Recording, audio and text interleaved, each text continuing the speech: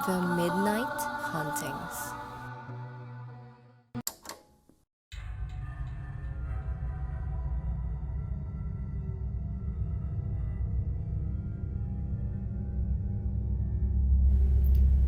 Magandang araw mga ka-midnight. Ako si Rex. Ang kwentong ito ay pinadala ng isa nating tagapakinig at ito ay tungkol sa isang lalaki na nakatanggap ng isang maliit na rebulto ng Santo Niño sa bahay.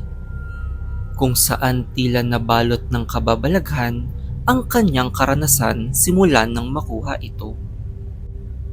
Ako si Gaston at nangyari ang aking kwento nitong nakaraang taon lang. Sakto kasing malapit ang selebrasyon ng pista ng Santo Niño nang ako ay makabili ng malilipatan sa aming probinsya. Noon pa man kasi ay deboto na ang aming pamilya sa Santo Niño simula pagkabata ko. Kaya naman nang bumukod ako ay pinangakuan ako ng aking lola na bibigyan niya ako ng maliit na rebulto bilang regalo sa aking paglipat.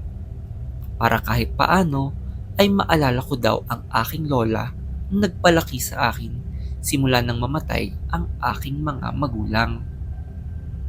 Si Lola Nena kasi ang nagpalaki sa akin para maging relihiyoso. Ngunit nung tumanda na ako ay hindi na gaano malapit ang aking loob sa simbahan. Kaya naisa na ni Lola Nena na manumbalik ako sa pagsisimba sa pamamagitan ng pagregalo sa akin ng munting Santo Niño. Isa sa mga mahigpit na bili niya sa akin noon ay ipabasbas ko daw muna ito kapag aking natanggap dahil ayon sa kanya, ang mga rebultong may imahe ng tao ay maaaring pamahayan ng masasamang espiritu kapag hindi nabasbasan kahit na santo pa ang imahe nito. Hindi na kasi ako masyadong naniniwala at hindi din naman ako matatakotin kaya nalimutan kong ipabasbas ang santo. Ngunit isang gabi ay tila nahihirapan akong matulog sa hindi malamang dahilan. At nung nakatulog na ako, ay binangungot naman ako. Dahil lumabas sa aking panaginip ang imahe ng Santo Niño na tila gumagalaw ang mga mata. Maya-maya ay tila nagmugto ang mga mata nito at umiyak ng dugo hanggang sa magpula ang kanyang mga mata. Matapos nun ay napabalikwas ako ng gising sa takot. Hinihingal ako ng maalimpungatan at hindi na muli pang makatulog. Hindi ko magawang tignan ng ilang araw ang santo sa takot na baka biglang gumalaw ang mga mata nito. Lumipas ang ilang gabi at nawala na sa aking isip ang nangyari at agad na nalimutan ito. Naging abala din ako sa paglipat ng aking mga gamit at naisip na baka ang aking tinitirhan ang tunay na nagbigay ng masamang panaginip sa akin. Naisip kong namamahay lang ako at kapag napabasbas ko na ang bagong bahay ay mawawala na ang aking takot. Kaya naman lumipas pa ang ilang linggo na hindi ko ginagalaw ang santo sa kanyang pinagpapatungan. Patuloy akong nagkaroon ng mga bangungot kaya naman minadali ko ang pag-aayos ng bahay para makapagpabasbas na sa pari ng aking tirahan. Nang dumating ang aking mga inimbitahan galing simbahan ay nakampante na ako dahil sa wakas ay mababasbasan na ang aking bahay.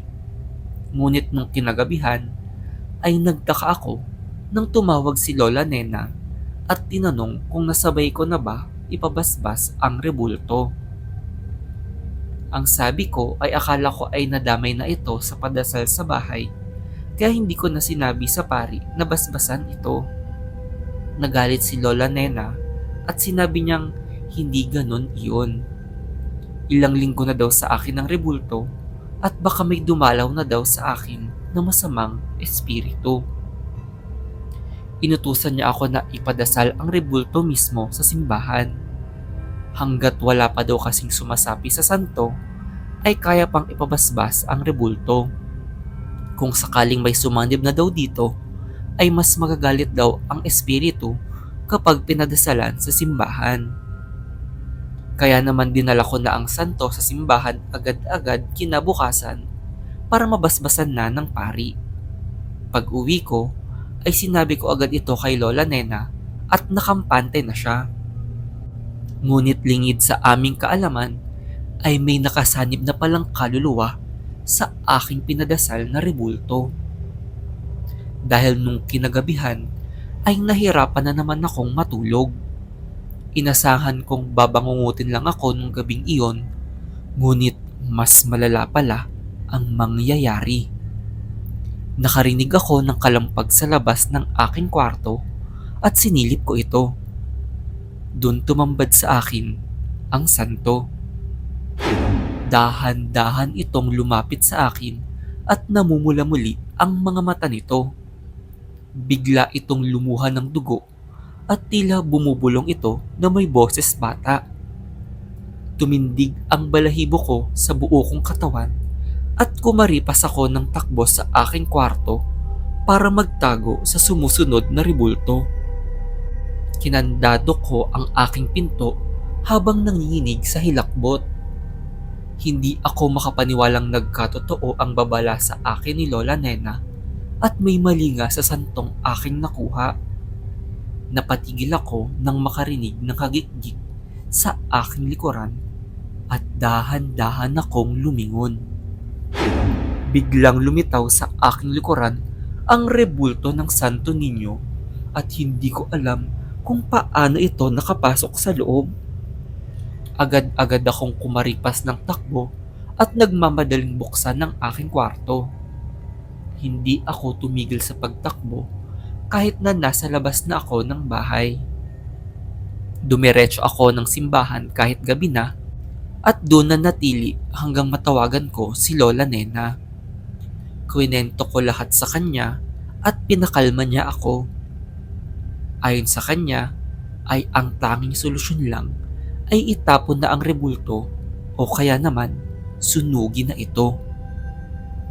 Pinuntahan ako ni Lola Nena agad-agad at sinamahan akong magdasal sa simbahan.